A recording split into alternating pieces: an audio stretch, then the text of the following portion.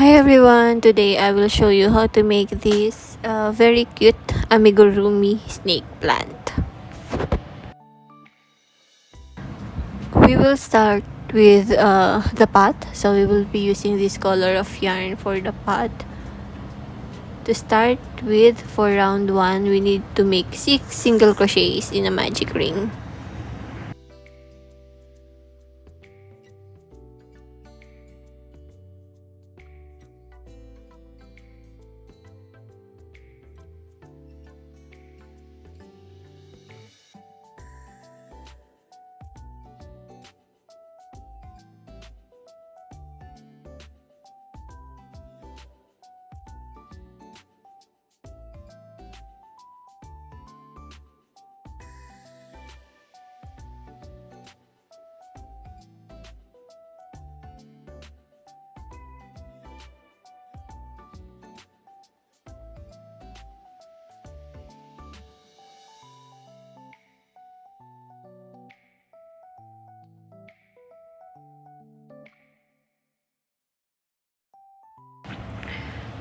For round 2, we will do an increase in each stitch around, so we will do 2 single crochets per stitch.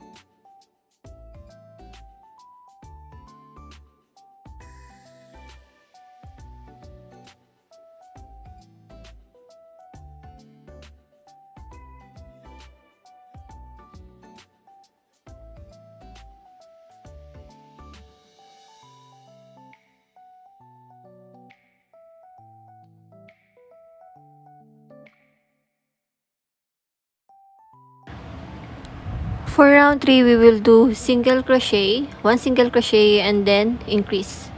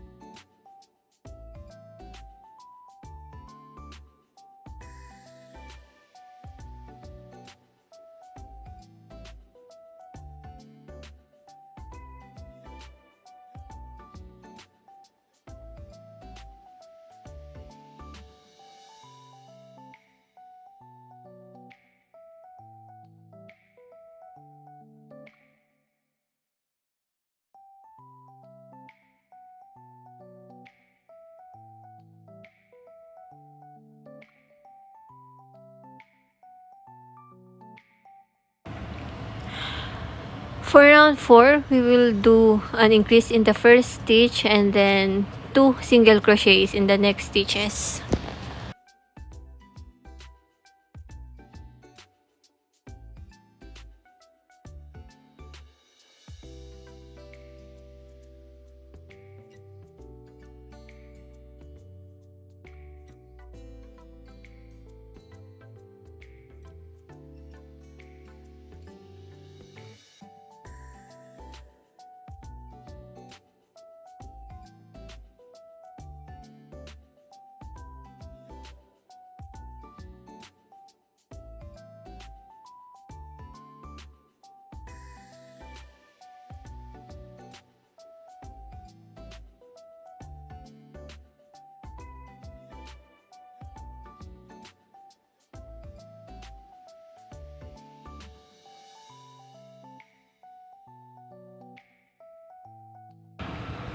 For round 5, we will do 3 single crochets and then increase.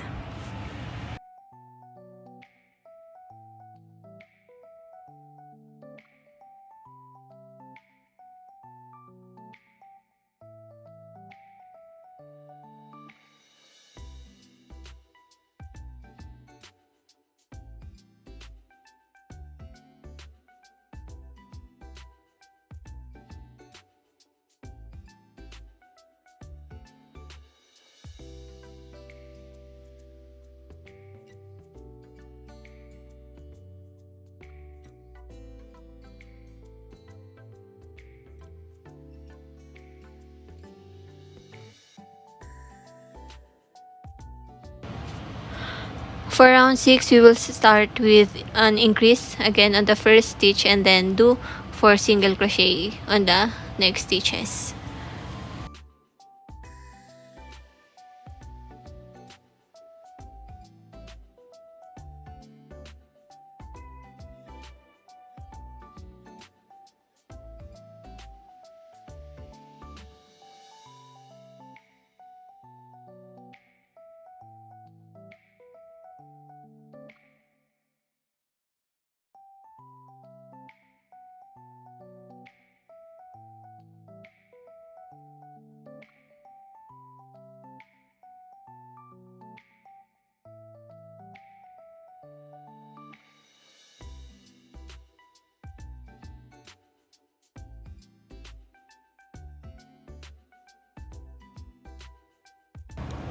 For round 7, we will do 5 single crochets and then increase.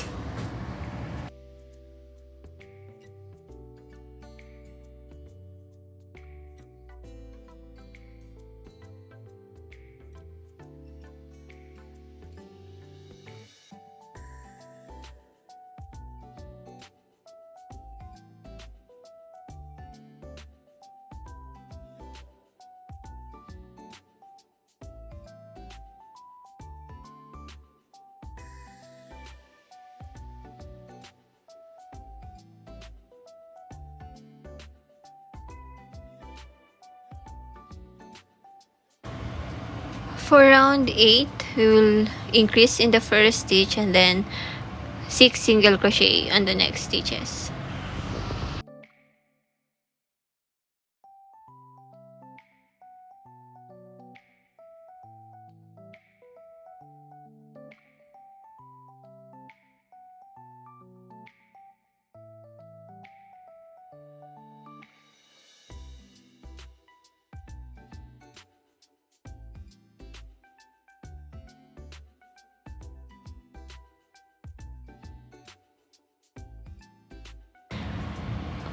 For round 9, do 7 single crochets and then increase.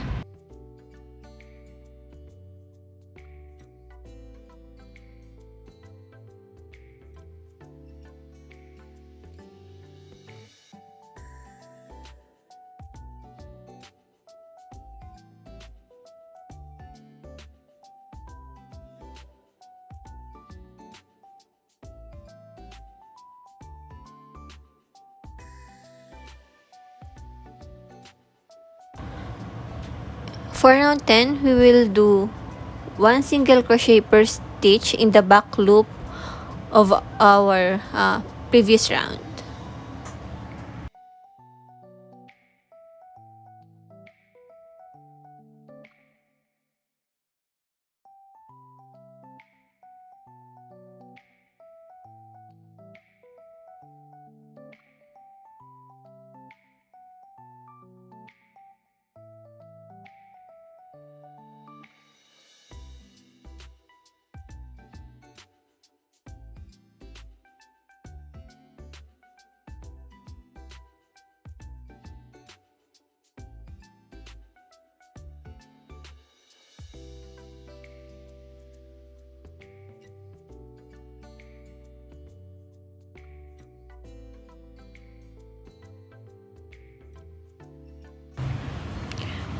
For round 11 until 20, we will do 1 single crochet per stitch.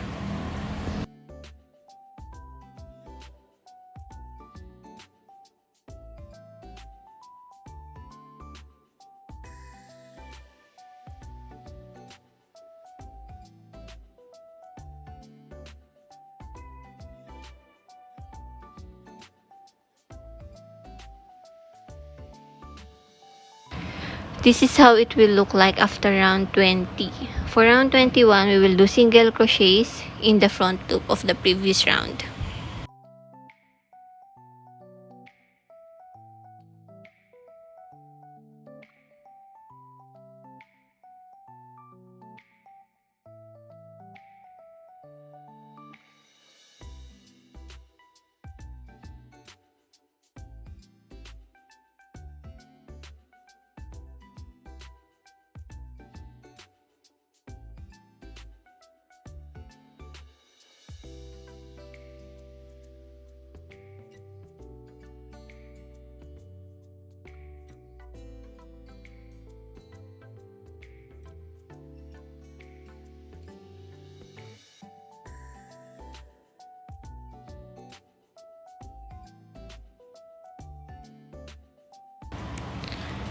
For round 22, do single crochet in the back loop of the previous round.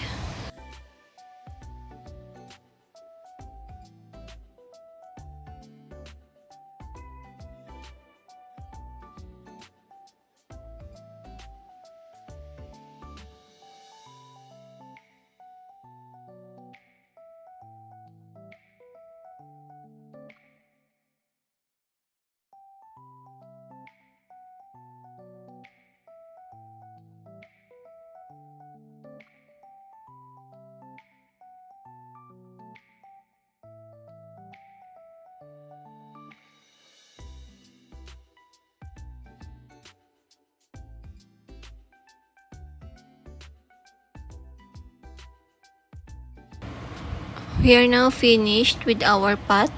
Just fasten the end by doing slip stitch and then chain 1 and then cut the yarn.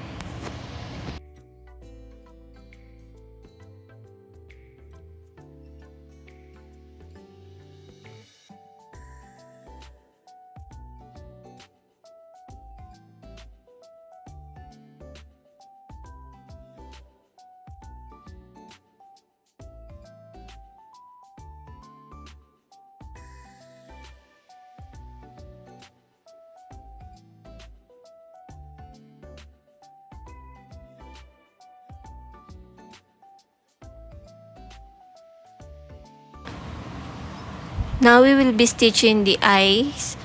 So between round 14 and 15 we will stitch the eyes, and then there should be a 5 stitch in between the eyes, 5 stitches, and then just sew the lips, the smiling lips between the eyes.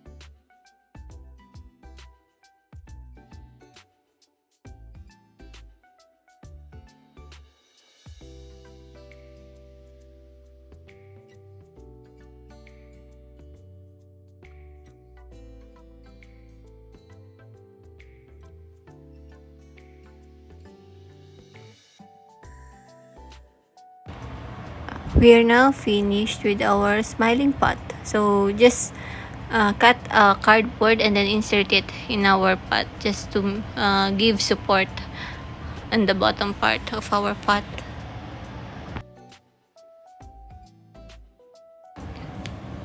Now we will be working on the soil part of our plant. For round 1, we will do 6 single crochets in a magic ring using the brown yarn.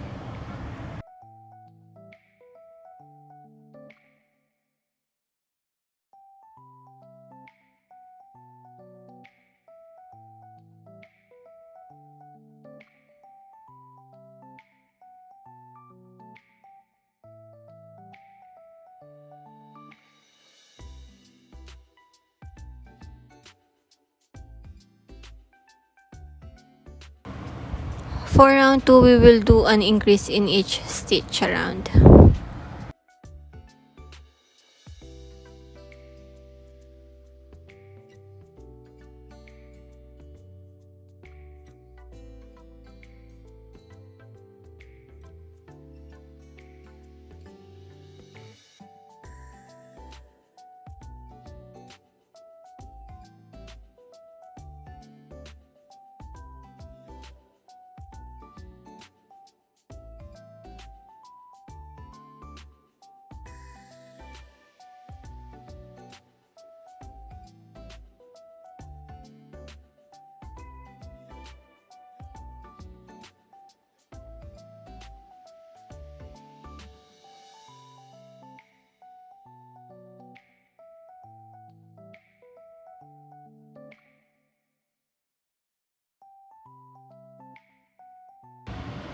For round 3, we do 1 single crochet and then increase.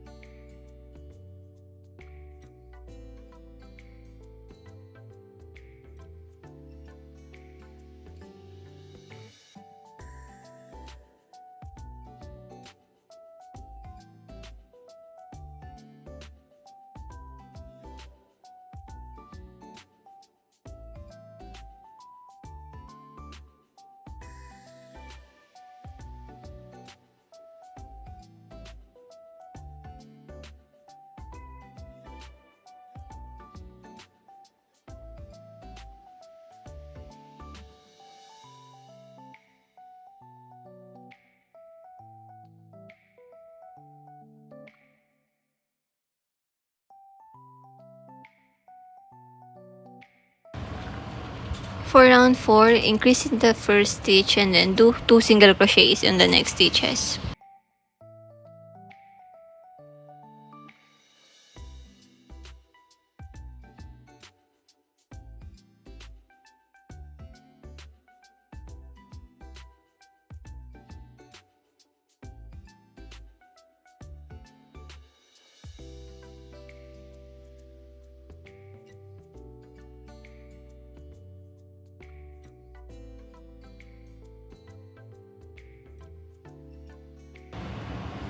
For round 5, make 3 single crochets and then increase.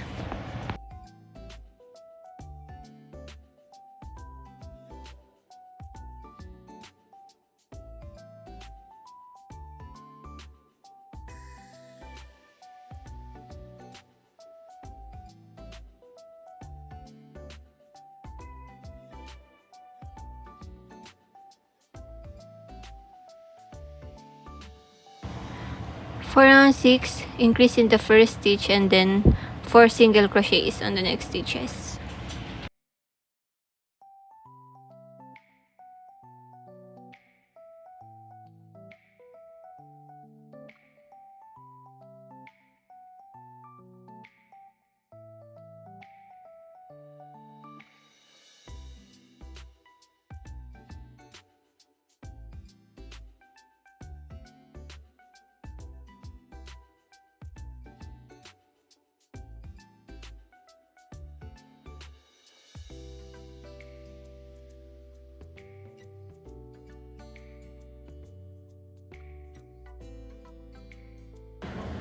For round 7, make 5 single crochets and then increase.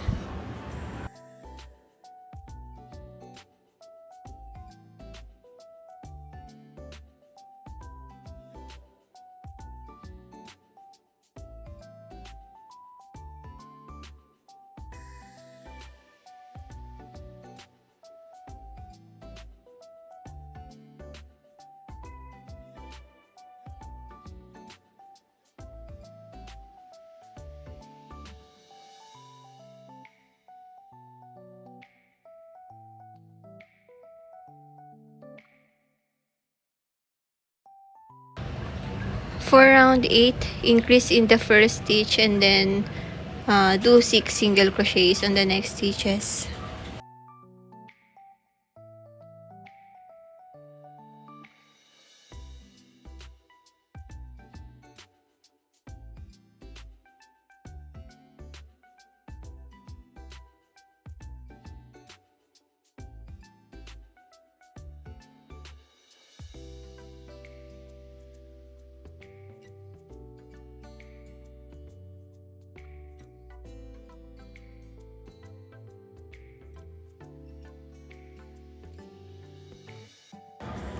For round 9, make 7 single crochets and then increase.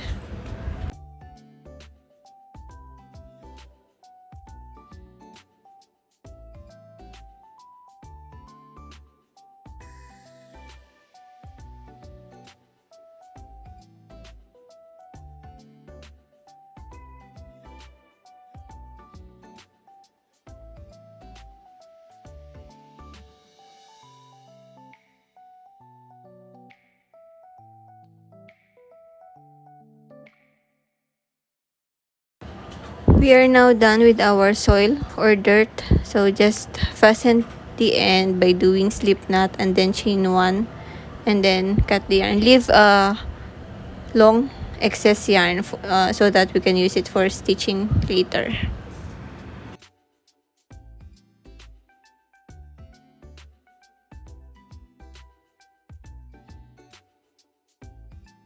We will now proceed on doing small leaf. We will begin with chain 2.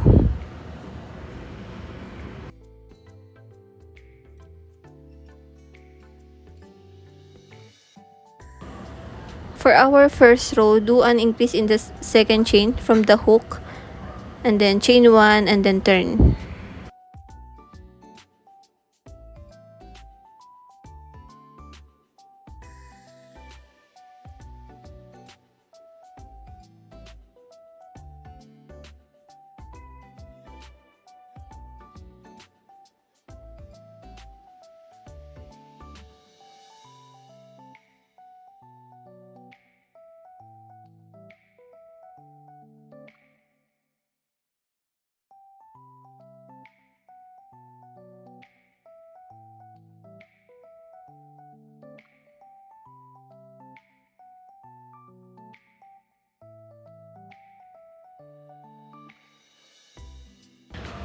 For round 2, do an increase in each stitch across. Chain 1 and then turn.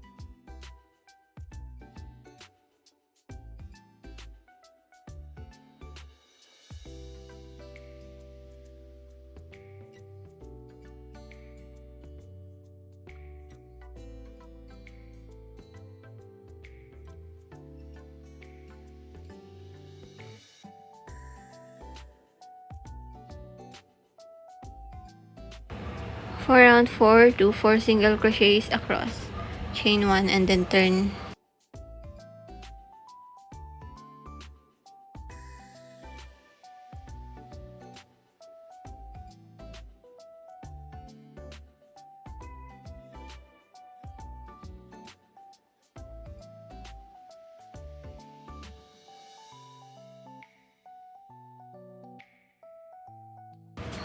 For round 4, we will increase in the first stitch and then do 2 single crochets on the next stitches and then increase again on the last stitch.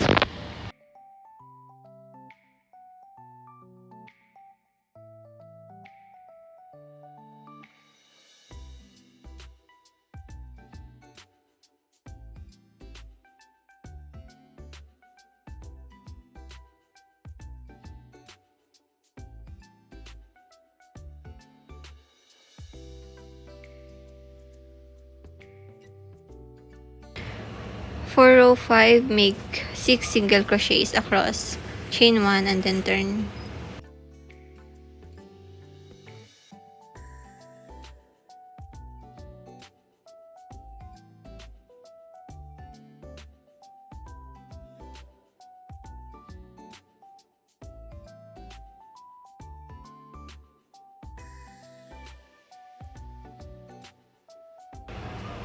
For row 6, increase in the first stitch, do 4 single crochets on the next stitches and then increase again on the last stitch.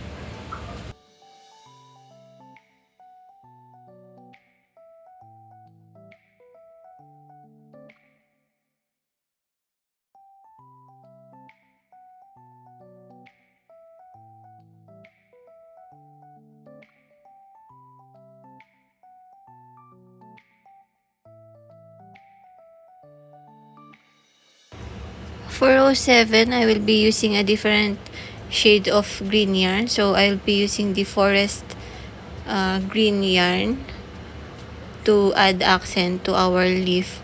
So you can use any other green shade that you want. I'll be using forest green, and the other one I was using was olive green. To do row 7, you'll just do single crochets across the stitches. You don't necessarily need to follow the pattern of the colors that I'm doing. Just follow the number or the count of the stitches that we are doing. Make sure that you will include the yarn of the first green shade that we were using, so that you won't have a hard time using it later when we are doing alternate colors.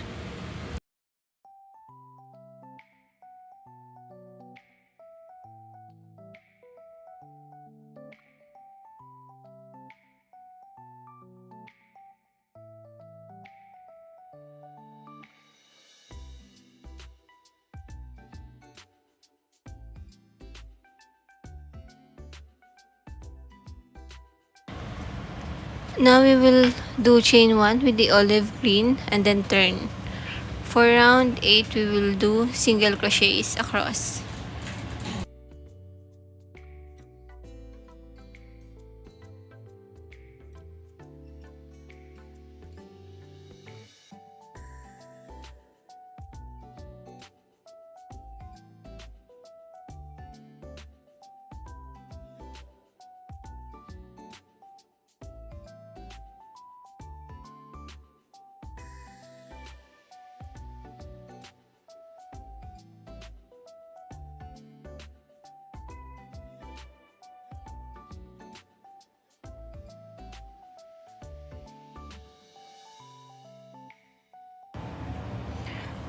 For row 9, do single crochets across using the same yarn.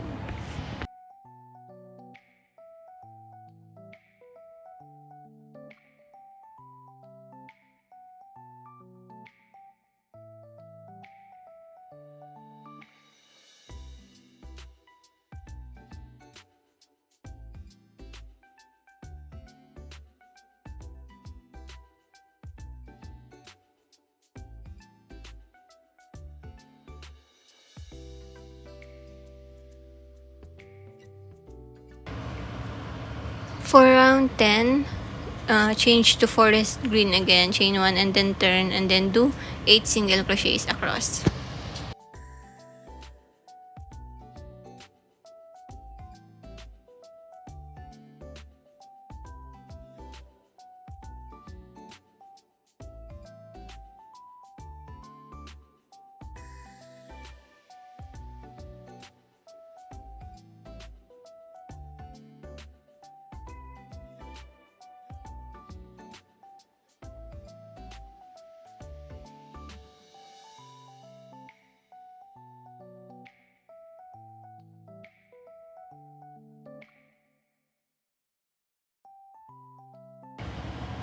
For row 11, using the same yarn, do 8 single crochets across.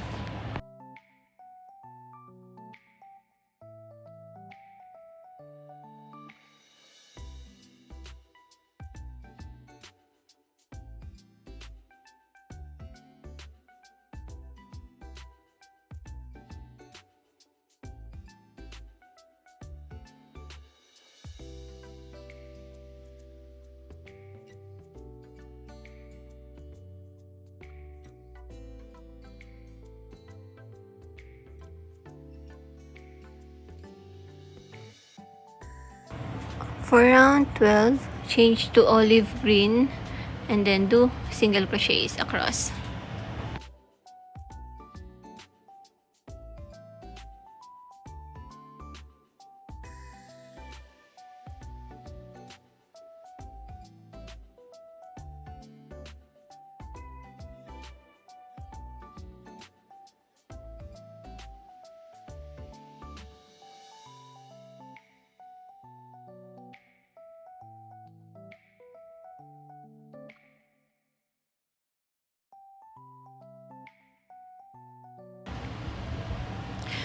For round 13, change to forest green and then do single crochets around.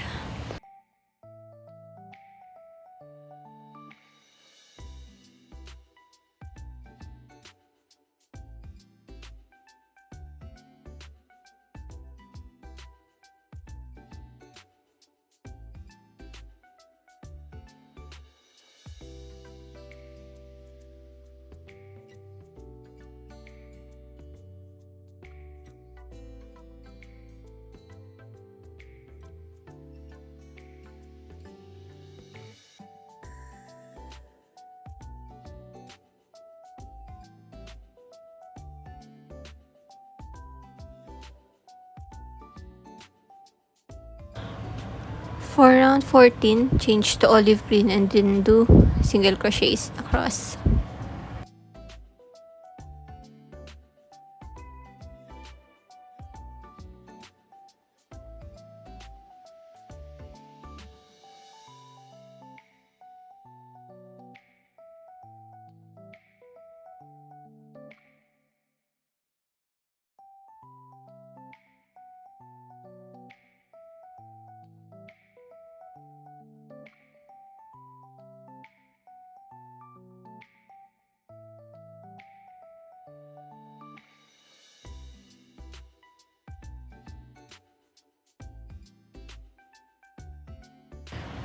For row 15 to 16, change to forest green and then do single crochets across.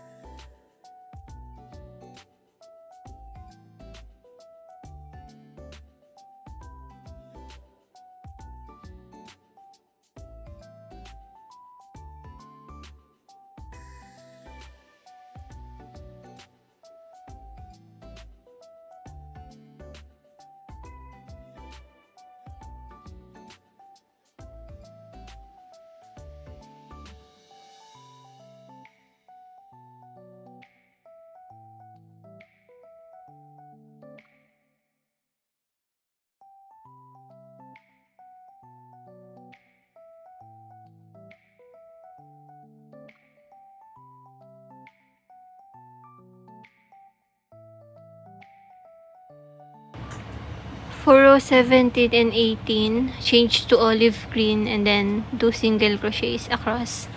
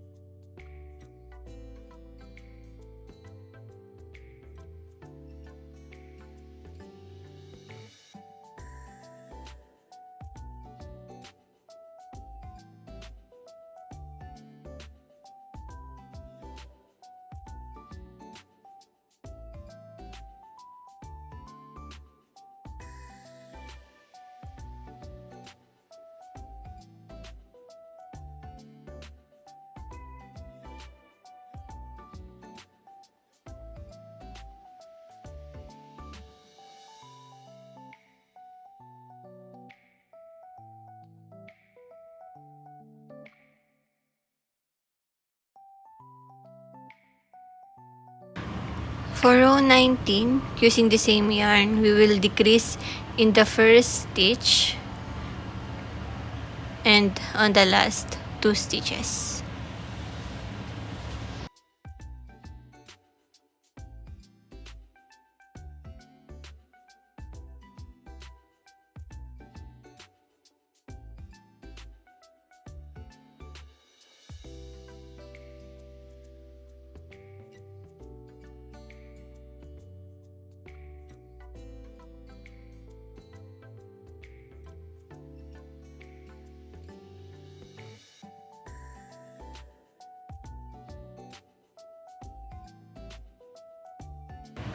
For the 20th row, our last row, just do single crochets across. You should have a total of 6 single crochets.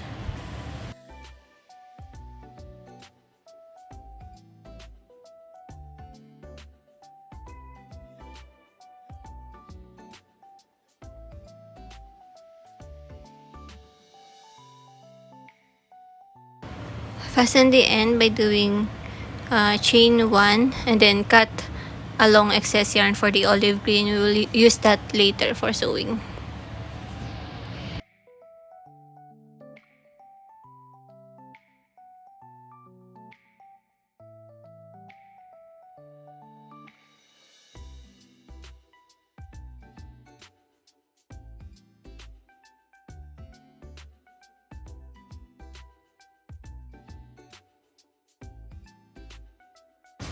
We now have our first small leaf. For the outside part of our leaf, I will be using this very light yellow yarn to for the outside part. So I'll just be doing single crochets around our leaf. You may also use a light green color yarn if you want.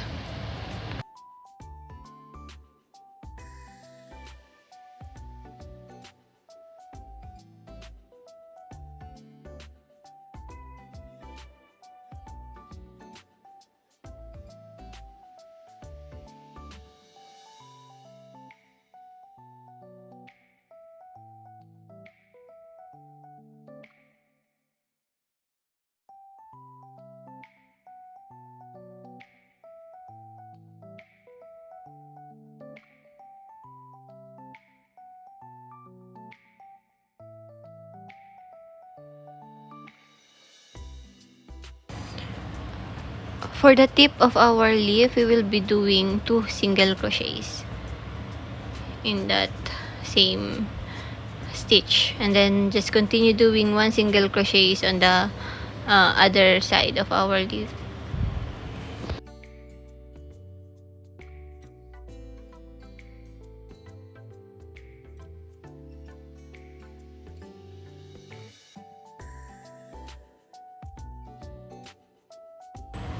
This is now our finished small leaf. So just fasten the end using by doing chain 1 and then cut the yarn.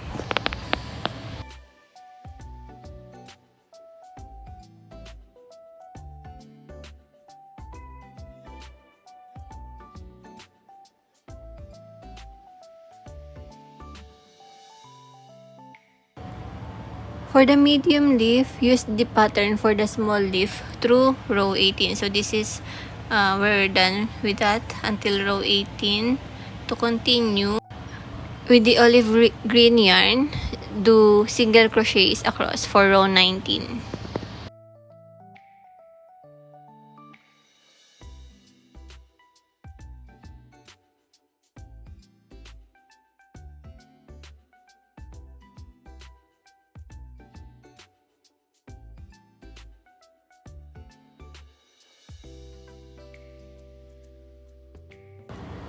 For row 20, change to forest green and then do single crochets across.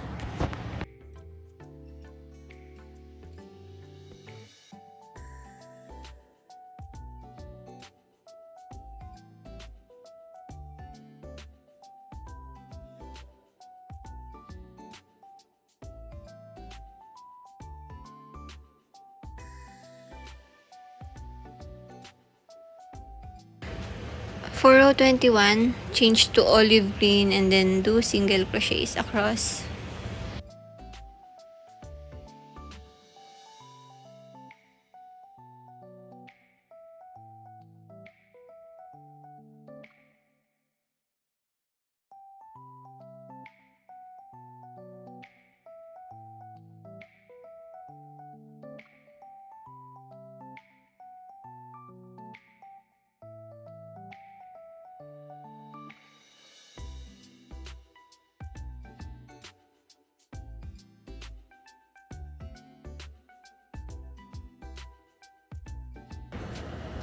For row 22, decrease in the first 2 stitches and then do 4 single crochets and then decrease again in the last 2.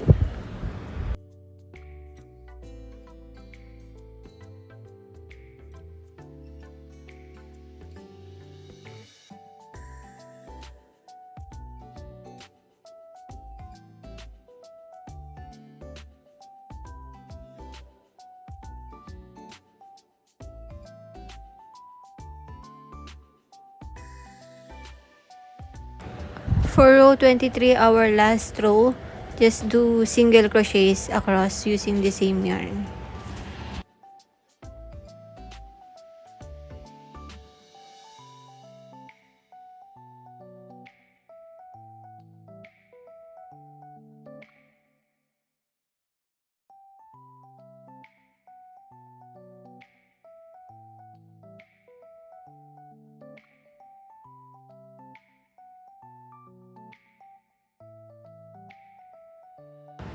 Now just do single crochets again in the edge of our leaf using our yellow yarn.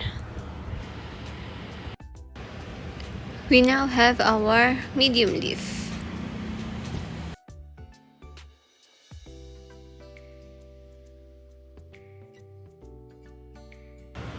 For our large leaf, just follow the pattern for the medium leaf until row 21. For row 22, for our large leaf, just do single crochets around using the olive green yarn.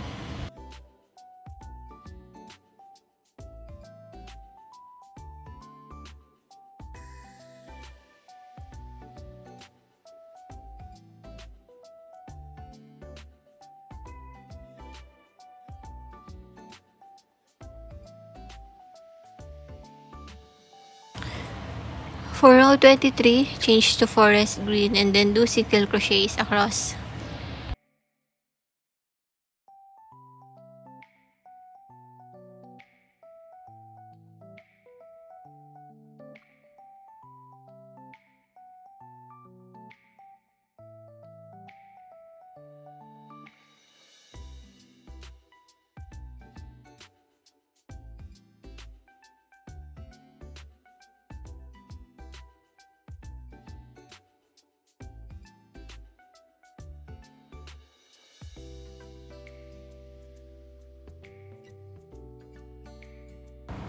For row 24, change to olive green and then do single crochets across.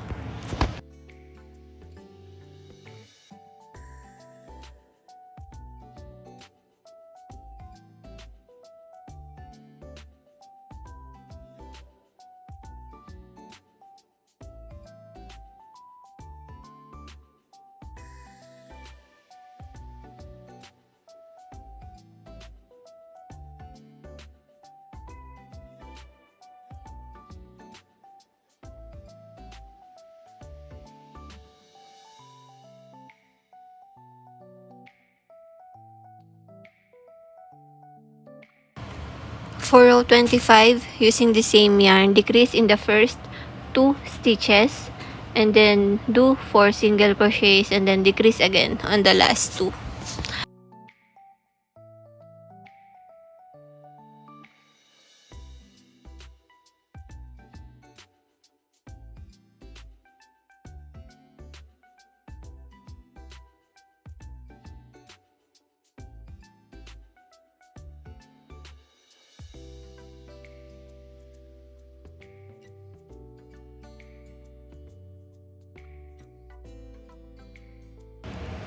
For row 26, using the same yarn, just do single crochets across.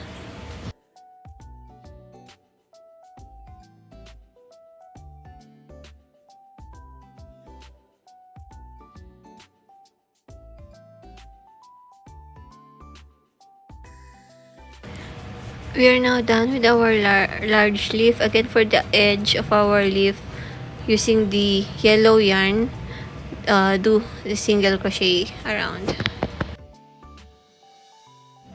We now have our small, medium, and large leaf. Just make more depending on how many leaves do you need for your plant. We are now ready to assemble our plant. We now have our leaves, our soil, and our pot. So first, we will sow the leaves in our soil or our dirt. We will use the extra green yarn that we have in each of our leaves.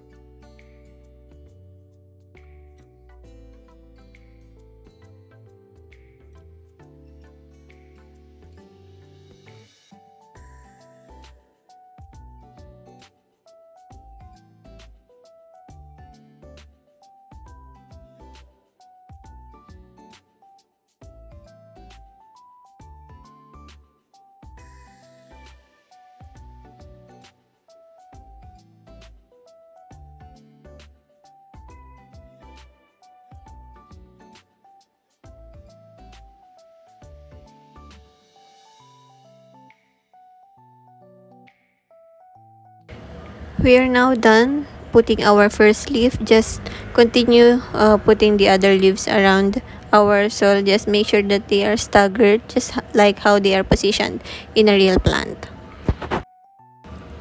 So I'm done putting or sowing the leaves in my soil. I've used 7 leaves, so that's enough.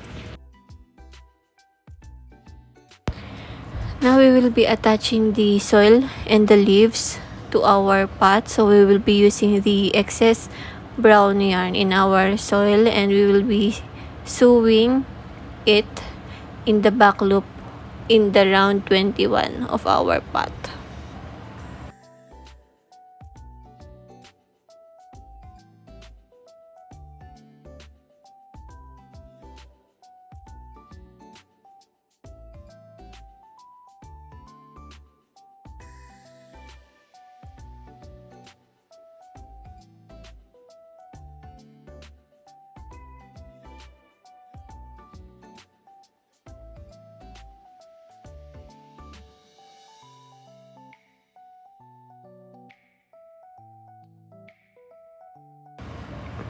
Before we finish sewing the pot and the soil, put the fiber filling and then continue sewing.